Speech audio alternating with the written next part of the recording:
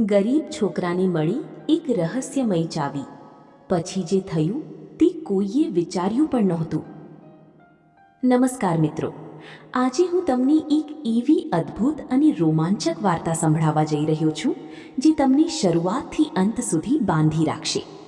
આ વાર્તા છે એક એવા ગરીબ છોકરાની જેના જીવનમાં એક એવી ઘટના બની કે જેણે તેનું આખું ભાગ્ય બદલી નાખ્યું. પરંતુ આ ચમત્કાર પૈસા કે શક્તિથી નહીં, પરંતુ હિંમત, સચ્ચાઈ અને દયાથી થયો હતો. તો ચાલો સમય બગાડ્યા વગર શરૂ કરીએ આ રસપ્રદ સફર. ગુજરાતના એક નાના ગામમાં આરવ નામનો એક છોકરો રહેતો હતો. તેના પિતા એક સામાન્ય મજૂર હતા અને માતા ઘરોમાં કામ કરીને પરિવારનું ગુજરાન ચલાવતી હતી. ગરીબી એટલી હતી કે ઘણી વખત રાત્રે માત્ર એક જ ટાઈમનું ભોજન મળતું. છતાં આરવ ક્યારેય ફરિયાદ કરતો નહોતો. તે માનતો હતો કે ભગવાન દરેક માટે કંઈક ખાસ લખીને મોકલે છે. ગામના બીજા બાળકો રમતા, ફરતા અને મોજ કરતા, જ્યારે આરવ શાળામાંથી આવીને પોતાના પિતાની મદદ કરતો. તેના મનમાં એક જ સપનું હતું કે એક દિવસ તે પોતાના માતા પિતાની તમામ મુશ્કેલીઓમાંથી બહાર કાઢશે. એક દિવસ શાળાથી ઘરે પાછું ફરતી વખતે આરવની ગામની બહાર આવેલા એક જૂના જંગલ તરફથી કોઈ અજાણ્યો અવાજ સંભળાયો. ગામના લોકો હંમેશા કહેતા કે તે જંગલમાં કોઈ રહસ્ય છુપાયેલું છે અને સાંજ પછી ત્યાં જવું જોખમી છે. પરંતુ આરવના મનમાં જિજ્ઞાસા હતી. તે ધીમે ધીમે અવાજ તરફ આગળ વધ્યો. થોડું દૂર જતાં તેને એક વૃદ્ધ માણસ દેખાયો. વૃદ્ધ જમીન પર પડેલા હતા અને ખૂબ જ કમજોર દેખાતા હતા. આરવે તરત જ તેમને પાણી પીવડાવ્યું અને પોતાના ટિફિનમાં બચેલી રોટલી ખાવા આપી. વૃદ્ધની આંખોમાં આંસુ આવી ગયા. વૃદ્ધે કહ્યું, બેટા, આજે તું મારી મદદ કરી છે. કદાચ તને ખબર નથી, પણ તારા આ ઉપકારનું ફળ તને જરૂર મળશે. આરવ હસ્યો અને બોલ્યો, મારી કોઈ ફળ નથી જોઈએ દાદા. મને તો બસ લાગ્યું કે તમને મદદની જરૂર હતી. વૃદ્ધે સ્મિત કર્યું અને પોતાના ખિસ્સામાંથી એક જૂની ચાવી કાઢીને આરવને આપી. ચાવી ખૂબ જ વિચિત્ર હતી. તેના પર અજાણી નિશાનીઓ કોતરેલી હતી. વૃદ્ધે કહ્યું, આ ચાવી તારા ભાગ્યનો દરવાજો ખોલશે. પરંતુ યાદ રાખ, તેનો ઉપયોગ માત્ર ત્યારે કરજે જ્યારે તને લાગશે કે હવે કોઈ રસ્તો બચ્યો નથી. આરવ ચાવી લઈને ઘરે આવ્યો. તેણે આખી વાત માતા પિતાને કહી. પરંતુ તેઓએ વિચાર્યું કે કદાચ કોઈ વૃદ્ધિ મજાક કરી હશે. દિવસો પસાર થતા ગયા. આરવે ચાવીને એક કપડામાં બાંધીને સાચવી રાખી. વર્ષો વીતી ગયા. હવે આરવ યુવાન બની ગયો હતો. ઘરની પરિસ્થિતિ હજુ પણ ખરાબ હતી. તેના પિતા બીમાર પડી ગયા હતા અને ઘરમાં કમાવાવાળો કોઈ નહોતો. આરવ રોજ કામ શોધવા જતો, પરંતુ ક્યાંય સફળતા મળતી નહોતી. એક રાત્રે જ્યારે આખો પરિવાર ચિંતામાં ડૂબેલો હતો, ત્યારે આરવને અચાનક તે ચાવી યાદ આવી. તેને વૃદ્ધના શબ્દો યાદ આવ્યા, જ્યારે કોઈ રસ્તો ન બચે ત્યારે તેનો ઉપયોગ કરજે. બીજા દિવસે વહેલી સવારે તે ચાવી લઈને જંગલ તરફ નીકળી પડ્યો. જંગલની અંદર જતાં તેને એક પ્રાચીન મંદિર દેખાયું, જેનો ઉલ્લેખ તેણે ક્યારેય સાંભળ્યો નહોતો. મંદિરના પાછળના ભાગમાં એક વિશાળ પથ્થરનો દરવાજો હતો. આશ્ચર્યની વાત એ હતી કે દરવાજાના તાળામાં ચાવી બરાબર ફિટ થઈ ગઈ. જેમ જ આરવે ચાવી ફેરવી, તેમ જ ભારે અવાજ સાથે દરવાજો ખુલવા લાગ્યો. અંદર અંધકાર હતો.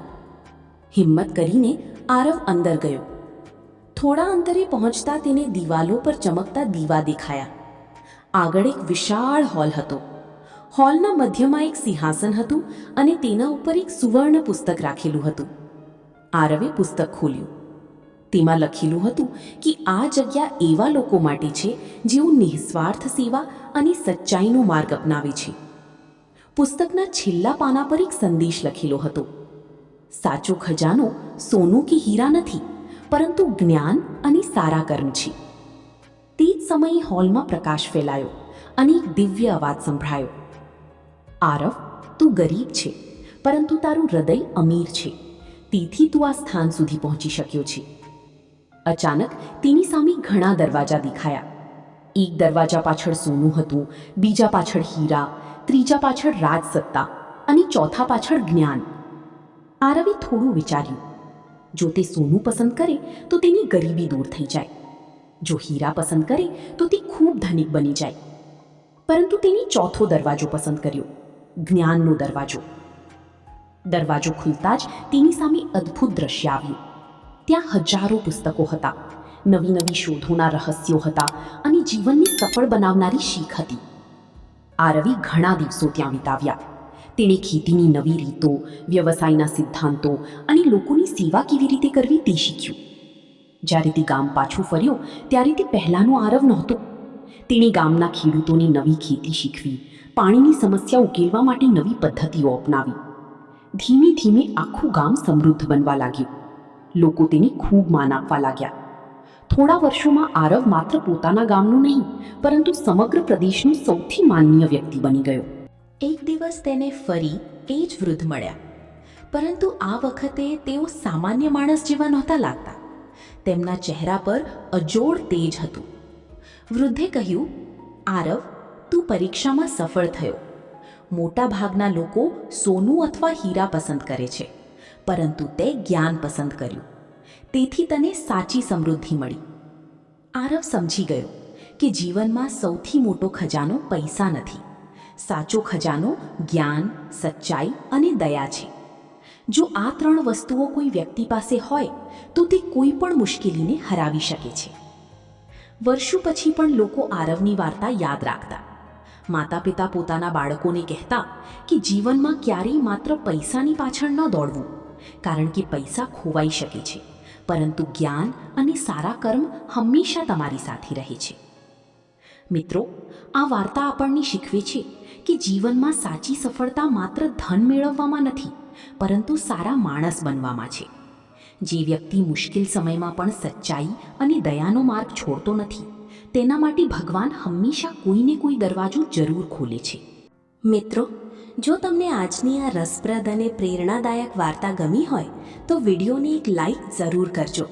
આવી જ નવી ગુજરાતી વાર્તાઓ, રહસ્યમય કિસ્સાઓ અને પ્રેરણાદાયક કહાનીઓ જોવા માટે અમારી ચેનલને સબસ્ક્રાઇબ કરો અને બેલ આઇકન દબાવવાનું ભૂલતા નહીં, જેથી અમારી દરેક નવી વિડીયો સૌથી પહેલાં તમને મળી શકે. તમને આ વાર્તામાંથી શું શીખવા મળ્યું તે કોમેન્ટમાં જરૂર જણાવજો. તમારા એક કોમેન્ટથી અમને વધુ સારી વાર્તાઓ લાવવાની પ્રેરણા મળે છે. તો મિત્રો, આજે માટે બસ એટલું જ. ફરી મળીશું એક નવી અને વધુ રોમાંચક વાર્તા સાથે. ત્યાં સુધી પોતાનું અને પોતાના પરિવારનું ધ્યાન રાખજો. ધન્યવાદ. જય શ્રી કૃષ્ણ.